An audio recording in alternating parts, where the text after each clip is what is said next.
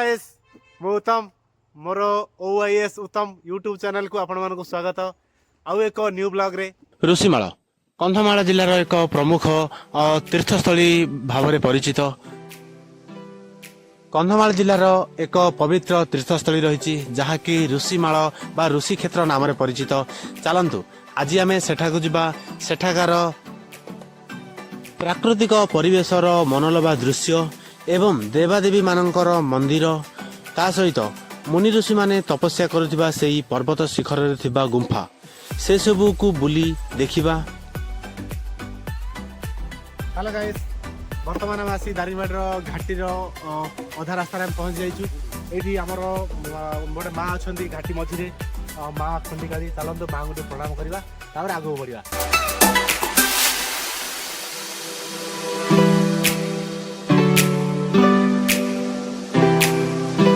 आज आम गंजाम जिलार सोरडा ब्लॉक रु ऋषिमाଳ पर्वत अभिमुखे बाहरचु जहाँकि आमको 105 रु 110 किलोमीटर मध्य रास्ता रोचे। आमको पाखापाखि समय 3.5 घंटा रु 4 घंटा समय लगे कहीं रास्ता टी दुर्गम रोचे। जदि आपण कंधमाल जिला दारिंगबाड़ी बाहर ताहले आपण को पाखापाखि 55 किलोमीटर रोचे जहाँकि पाखापाखि 1.5 घंटा रु 2 घंटा समय लगे।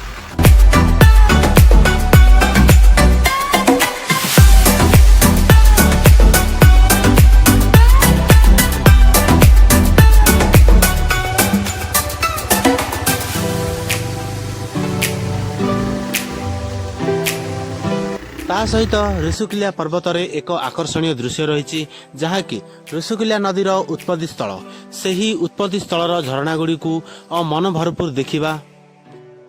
से भितर आपण मैंने आम सहित जोड़ी रुहतु आउ ए वीडियो देखंतु। जदि वीडियो भल लगे ताहले लाइक सब्सक्राइब निहाती करंतु। आउ जदि किछि वीडियो रे भूल थाए ताहले हमकु कमेंट रे निश्चय जणांतु।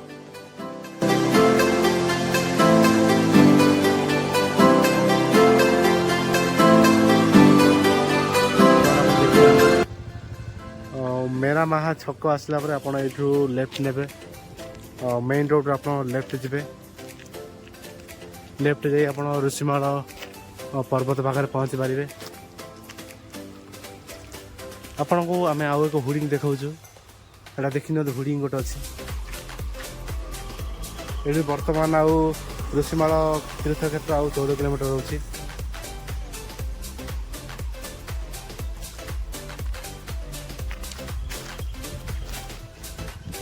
एपटे ये छकरे दुकान गोटे अच्छे जोटा कि आपण को जहाँ आवश्यक पानी पानी टिफिन आपण ये नहीं पारे अरेंज करेंगे। आउ से आपण से स्थान पहुँचला पर आपण से विश्राम नहीं से टिफिन आ पानी व्यवहार करें। किणाकिणी सरला फेरवा जा आगू बढ़ा जा आगू बढ़ा किणाकिणी सरला आगू बढ़ा।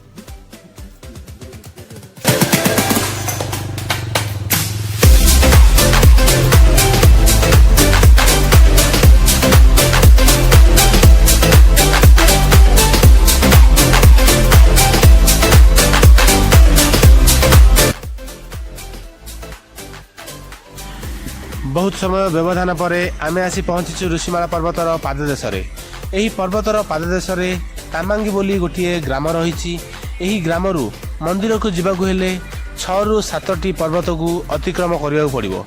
चलतु आगू बढ़ा एवं मंदिर में पहुँचा।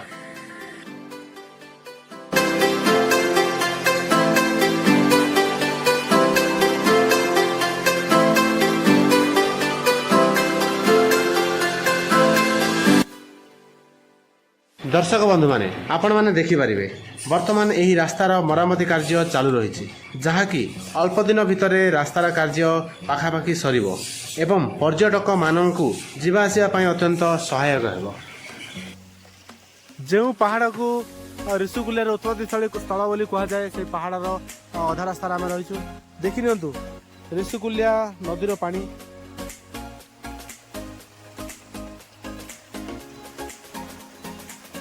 एइठारे एक झरणा सदृश बही जाउची।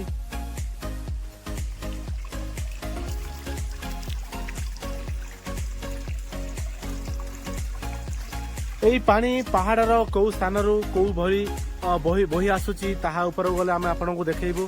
ଆଉ ଏଇ ପାଣି ଆଗକୁ ବଢ଼ି ଧୀରେ ଧୀରେ ରିଷୁକୁଲିଆ ବଡ଼ ନଦୀରେ ପରିଣତ ହେଉଛି। ଆପଣ ଦେଖିନିଅନ୍ତୁ।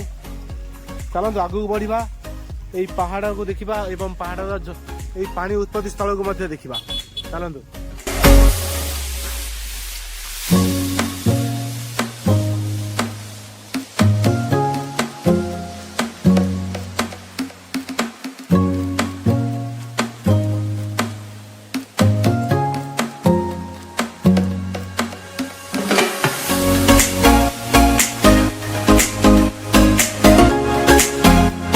ବହୁତ ସମୟ ବ୍ୟବଧାନ ପରେ ଫାଇନାଲି ଦର୍ଶକ ବନ୍ଧୁମାନେ ଆମେ ଆସି ପହଞ୍ଚି ଯାଇଛୁ ଋଷିମାଳ ପର୍ବତର ମନ୍ଦିର ପାର୍ଶ୍ୱରେ। ଏ ଦେଖି ନିଅନ୍ତୁ, ଏଇଠି ରାଇଟ୍ ସାଇଡ୍ ପୂଜା ପାଉଛନ୍ତି ମହାଦେବ। ଆଉ ଏପଟେ ଲେଫ୍ଟ ସାଇଡ୍ ଦେଖିପାରିବେ ଏଇ ଯେଉଁ ଆମର କୁଣ୍ଡ ରହିଛି, ସେଇଠି ଗଙ୍ଗାମାତା ପୂଜା ପାଉଛନ୍ତି। ଏଇ ଗଙ୍ଗାମାତା ପୂଜା ପାଉଥିବା ଏଇ କୁଣ୍ଡରେ ବର୍ଷର ଚୈତ୍ର ମାସରେ ଏହିଠାରେ ମହାବାରୁଣୀ ସ୍ନାନ ବୁଡ଼ ପକାଯାଏ। ଏହି ମହାପର୍ବରେ ବହୁ ଦୂର ଦୂରାନ୍ତରରୁ ବୁଡ଼ ପକାଇବା ପାଇଁ ଶହ ଶହ ସଂଖ୍ୟକ ପର୍ଯ୍ୟଟକ ମାନେ ଆସିଥାନ୍ତି। ଦେଖିନିଅନ୍ତୁ ଏପଟେ ପାର୍ଶ୍ୱରେ ମଧ୍ୟ ଗୋଟେ କୁଣ୍ଡ ଅଛି। ଏଇ କୁଣ୍ଡରେ ଆପଣମାନେ ଏଇଠି ଗାଧୋଇ ପାରିବେ। ସାଇଡ୍କୁ ଏଥିରୁ ପାଣି ବାହାର କରି ସାଇଡ୍ରେ ଗାଧୋଇ ପାରିବେ। ରହିଛି ଏଇ ବାବାଙ୍କ ପୀଠରେ ଚାରିପଟେ ଏଇ ପାହାଡ଼ର ତ ଚାରିପଟେ ଗଛପତ୍ର, କିନ୍ତୁ ଏଇ ଯେଉଁ ଶୀତଳକର ପରିବେଶ ଆପଣଙ୍କ ମନକୁ ନିଶ୍ଚୟ ଛୁଇଁବ। ବର୍ତ୍ତମାନ ଚାଲନ୍ତୁ, ଆମର ପୂଜାରୀ ବାବା ପଳେଇ ଆସିଛନ୍ତି। ଚାଲନ୍ତୁ ବାବା ମହାଦେବ କର୍ଦ୍ଦମେଶ୍ୱର ଏବଂ ମାଙ୍କ ଠାରେ ଟିକେ ପୂଜା ଅର୍ଚ୍ଚନା କରିନେବା, ତାପରେ ଆଗକୁ ବଢିବା। କର୍ଦ୍ଦମେଶ୍ୱର ବାବା ଦେଖିନିଅନ୍ତୁ ଆପଣ। କର୍ଦ୍ଦମେଶ୍ୱର ବାବାଙ୍କ ନାମ, ପାହାଡ଼ ନାମ ହେଉଛି କାମେଶ୍ୱର ପାହାଡ଼। କାମେଶ୍ୱର ପାହାଡ଼। ଆଉ ଆଜି ଋଷିମାଳ ପର୍ବତ କହୁଛନ୍ତି, ତାକୁ ଋଷିମାଳ ପର୍ବତ ମଧ୍ୟ କୁହାଯାଏ, ତାମ୍ବେଶ୍ୱରୀ ପାହାଡ଼ ମଧ୍ୟ। ଅବତାର ହେଉଛି ବାପା। ଏ ମାଙ୍କ ନାଁ କି ତାମ୍ବେଶ୍ୱରୀ? ନାଇଁ, ମାଙ୍କ ନାଁ ହେଉଛି ଗଙ୍ଗା। ହଁ, ଗଙ୍ଗା ମାତା। ଗଙ୍ଗା ସେ ଗୁପ୍ତା ଗଙ୍ଗା ନାଇଁ କି? ହର ହର ହରି ହରି ଦେବ ଦେବ ମହାଦେବ ରୁଦ୍ରଦେବାୟ ନମଃ। ओम क्लीं कृष्णाय गोविंदाय गोपीजनोमोलवाय स्वासिधोकरो नमः भगवती वासुदेवाय नमः भगवती वासुदेवाय नमः भगवती वासुदेवाय नमः।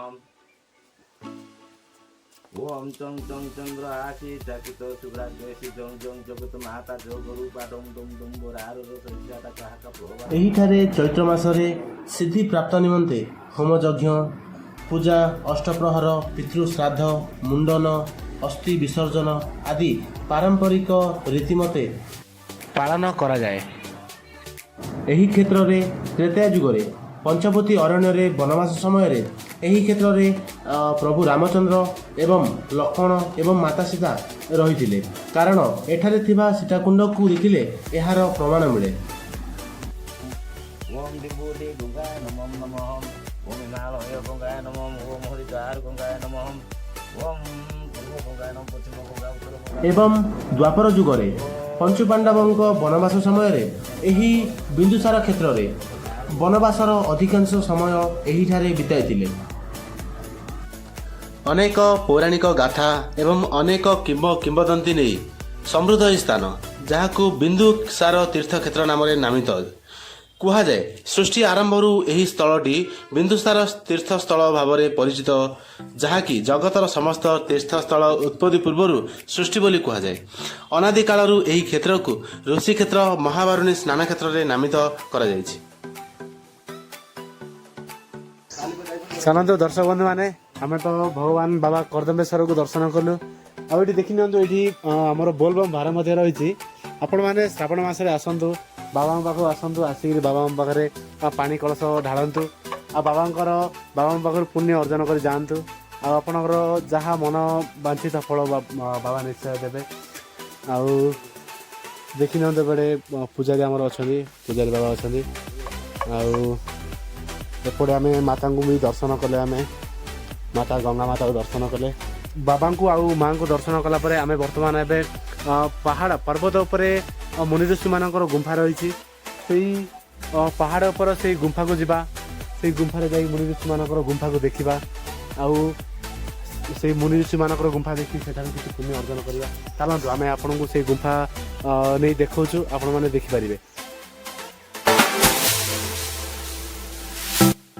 आमे वर्तमान जहाँ एठारे अनुध्यान करी बुलिकी देखिलु वर्तमान प्रशासन एवं राज्य सरकारଙ୍କ दृष्टि आकर्षण करी स्थानीय ग्रामवासी एवं पर्यटक माने रास्ताघाट उन्नत करछन्ति एवं सेति भितरे एठारे वर्तमान सुधा एही क्षेत्र में एपर्यंत महादेवଙ୍କ मंदिर होई पारि नाही कि आलोक पाई लाइटर व्यवस्था मध्य नाही किंबा पर्यटक मानक पाई रहिबार व्यवस्था भी नाही।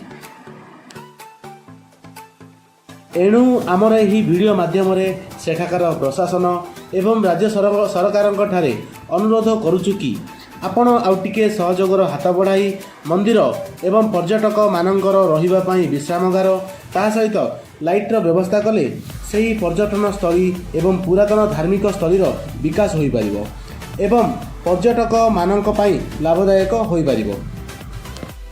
एई पहाड़ को आसिले सांगरे एई भली किछि खाद्य जिनस नहीं आसतु आ पहाड़ को धीरे धीरे आपण किसी दूर गला पर धीरे धीरे विश्राम नहीं नहीं पहाड़ उपरको जातु। बहुत रास्ता दुर्गम रही तथापि आम आगू बढ़ीचु। वर्तमान आम पहाड़ किसी पहाड़ पूरा पाखापाखि ऊपर पाखापाखि आम पलि आसिलुणु। आम आगे किसी गुंफा देखा जाउछि आमको से गुंफा दूर देखी टी रिलैक्स लगिला चलतु।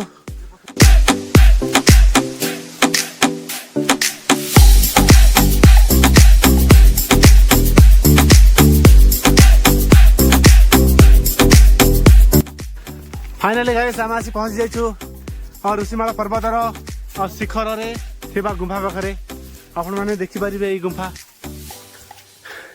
एठी पुरातन काल रे मुनि ऋषि माने तपस्या करथिले गुंफा भितर रहिगिरी आपण देखि नियंतु। पुरातन कालर पुरातन गुंफा देखि नियंतु। एई गुंफार आकार देखि नियंतु बहुत विराटकाय गुंफा।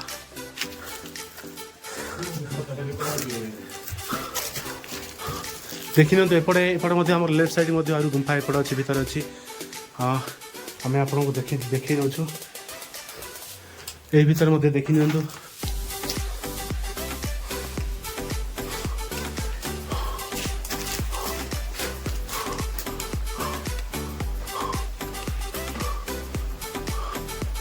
पूरा ऊपर पर्यंत गुंफा रही लगी रही।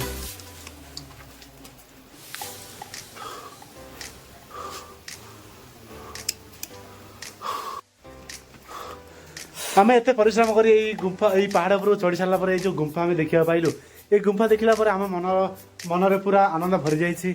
आउ जहाँ आम क्लांत ही आसलु आमको पूरा हल्का लगुच। आपण मैंने गुंफा देखु आपण केबे जदि समय पाइबे ताहले एई पहाड़ को निश्चय आसतु। यही मुनि ऋषि मानकर गुंफा को दर्शन करूँ। यही आमर पहाड़ मध्य भाग महादेव मंदिर एवं गंगा माता मंदिर को दर्शन करूँ एवं जीवन को कृतार्थ करूँ। चलते आम आपण को भल भाव में बुले देखा आउरी गुंफा आर पार्श्वर अच्छी।